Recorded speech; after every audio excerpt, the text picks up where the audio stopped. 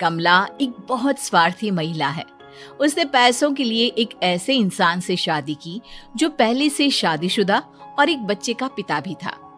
कमला के पति को मरे हुए एक अरसा बीत गया है।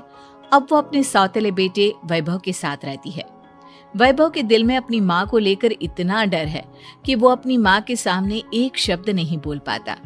उसकी माँ जो कहती है उसको सर झुकाकर वही मानना पड़ता है। वैभव, तुमने अभी तक घर का काम क्यों नहीं किया? तुमसे कितनी बार कहा है कि सूरज निकलने से पहले तुम घर की साफ सफाई पूरी कर दिया करो। वैभव कुछ नहीं बोलता, चुपचाप सर झुकाए अपनी माँ की बात सुनता रहता है। तभी पास में खड़ा नौकर सुखराम कहता है, मालकिन, वैभव बाबा को रात से तेज बुखार है, इसलिए वो सुबह जल्दी उठ नहीं पाए।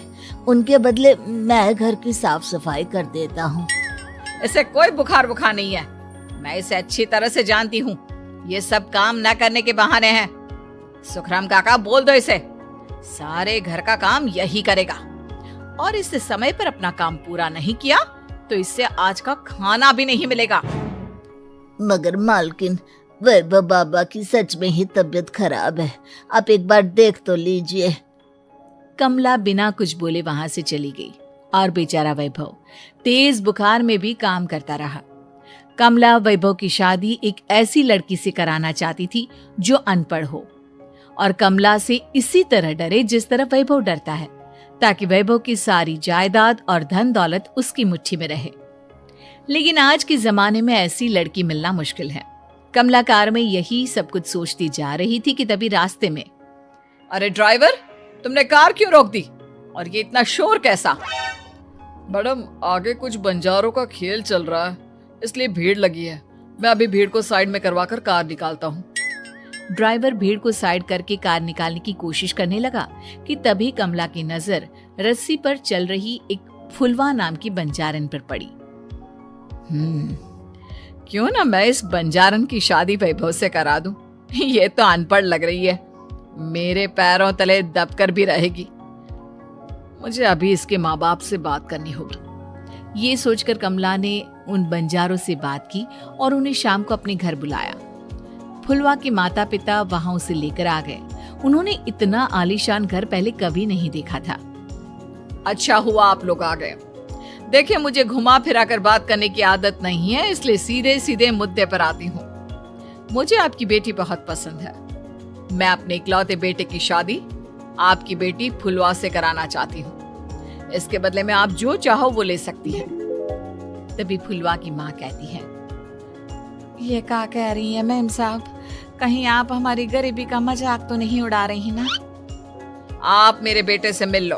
अगर आपको मेरा बेटा पसंद आता है तो मैं कल से ही शादी की तैयारी शुरू कर दूंगी। सुखराम, सुखराम, वैभव को लेकर आओ।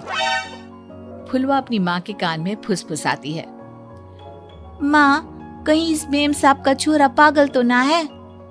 फुलवा अपनी माँ से बात कर रही होती है कि वैभव वहां आता है। फुलवा उसे देखती ही रह जाती है और उसके माता पिता उसकी शादी तय कर देते हैं। शादी वाले दिन किसी को फुलवा और वैभव की बेमेल विवाह की बात समझ में नहीं आती। फिर भी एक औरत कमला से पूछ ही लेती है, कमला जी, आपने अपने इकलौते बेटे की शादी देहाती गवार से क्यों करा दी? ये बंजारन आपके घर की बहू बनने लायक तो नहीं है। कम से कम अपने स्टेटस का ही ख्याल कर लिया होता। बहू तो अपने टक्कर की लाती, आपने तो बंजारन को ही बहू बना लिया। अब कमला को समझ में नहीं आ रहा था कि इस बात का क्या जवाब दे। वो कुछ देर चुप रही और सोच समझ कर कहती है, बहन जी, आपको तो पता है आजकल के बच्चे किसी की बात कहाँ सुनते हैं।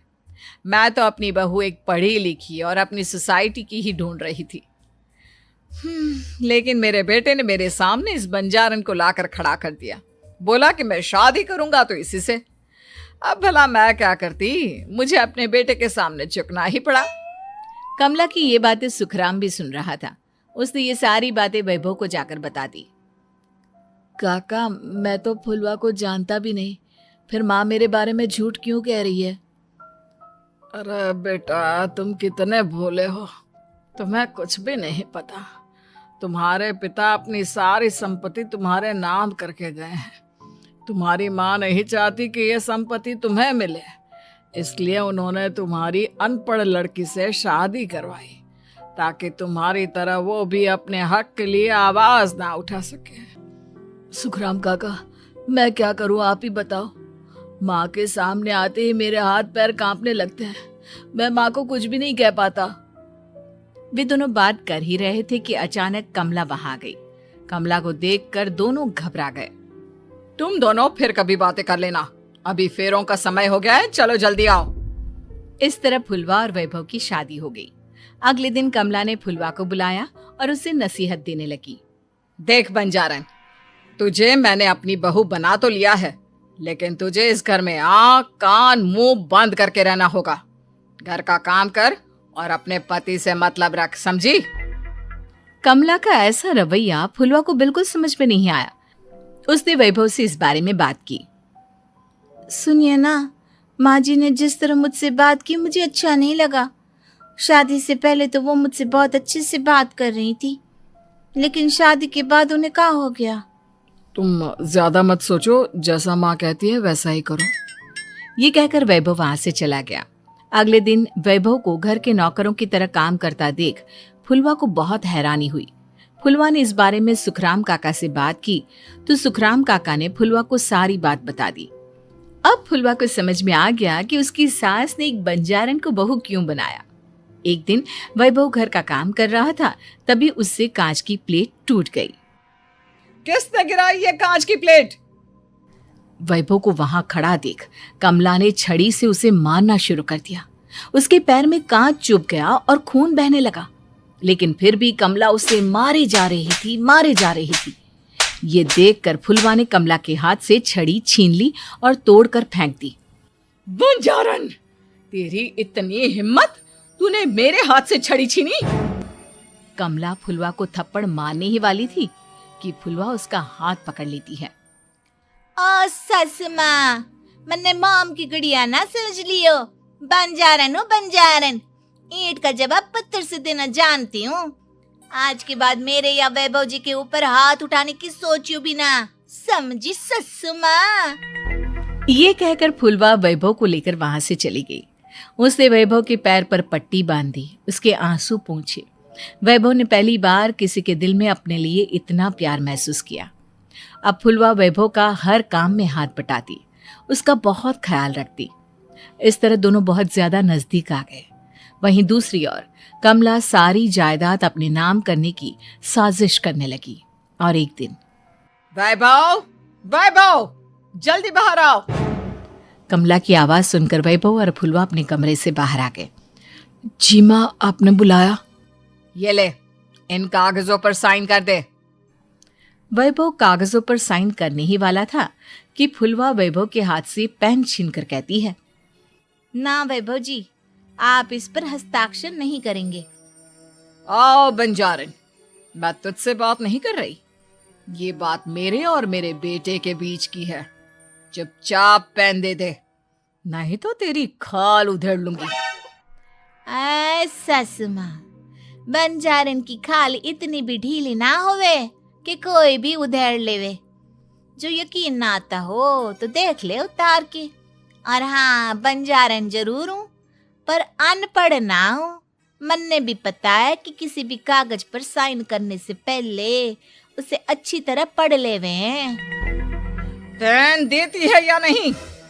ये कहकर कमला फुलवा को मारने आई तो फुलवा ने कमला को धक्का दे दिया और वो नीचे गिर गई। कमला डरकर वहां से भाग गई। अब फुलवा ने वो कागज उठाए और वैभव के साथ सीधा वकील के पास चली गई। वकील ने वो कागज देखे और फुलवा को बताया, वैभव के पिता की सारी जायदाद और संपत्ति वैभव के नाम है, लेकिन वैभव की सौतेली माँ इस संपत्ति को अपने नाम कराना चाहती है, इसलिए इन कागजों पर वो साइन करा रही थी। तो अब हमें क्या करना चाहिए वकील साहब? वकील ने फुलवा और वैभव को सब कुछ अच्छी तरह से समझा दिया। अब दोनों घर पर पुलिस को लेकर पहुंचे। कमला पुलिस को देखकर घबरा गई। पुलिस ने कहा, आपके नाम की कंप्लेंट हुई है, आपको हमारे साथ थाने चलना होगा। कंप्लेंट? कैसे कंप्लेंट? आप अपने सौतेले बेटे पर बहुत अत्याचार करती हो, धोखे से सारी जायदाद अपने नाम करा रही थी। अब नहीं इंस्पेक्टर साहब, जरूर ये मेरी बहू की कोई साजिश है, इसने गलत कंप्लेंट की है। मैडम, शिकायत आपकी बहू ने नहीं बल्कि आपके बेटे वैभव ने की है। कमला वैभव का नाम सुनकर दंग रह गई। जिस बेटे ने कभी उसके सामने सर नहीं उठाया था, आज वही बेटा उसके सामने पुलिस को लिए आया है। वैभव, तुम्हारी इतनी हिम्मत कि तुम पुलिस को ले आए? हाँ माँ, मैं लाया हूँ पुलिस को, और मेरे अंदर इतनी हिम्मत कभी ना आती अगर फुलवा मेरा साथ ना देती। आपने बंजारन बहू को लाकर अपने ही पैर पर कुल्हाड़ी मारी है माँ। मैडम, अब की बात खत्म हो गई हो तो चलो हमारे साथ। वैभव, मुझे माफ कर दो, मुझे थाने मत भेजो। हाँ, आज के बाद मैं तुम्हें कभी नहीं मारूंगी, तुम्हें कभी परेशान नहीं करूंगी, मुझे माफ कर दो। वैभव अपनी कंप्लेंट वापस ले लेता है और पुलिस वहां से चली जाती है। वैभव अपनी सौतेली माँ से कहता है, मैंने पुलिस को वापस तो भेज दिया है, लेकिन मैं आपको माफ नहीं कर सकता। आपने बचपन से आज तक कभी मेरे सर पर हाथ नहीं रखा, हमेशा मुझे मारती रही, नौकरों की तरह बर्ताव करती रही। आप इस घर में नहीं रह सकती, चली जाइए यहां से। कमला घर छोड़कर चली गई और सड़क किनारे खड़ी होकर सोचने लगी, काश मैंने वैभव को माँ की तरह प्यार किया होता तो आज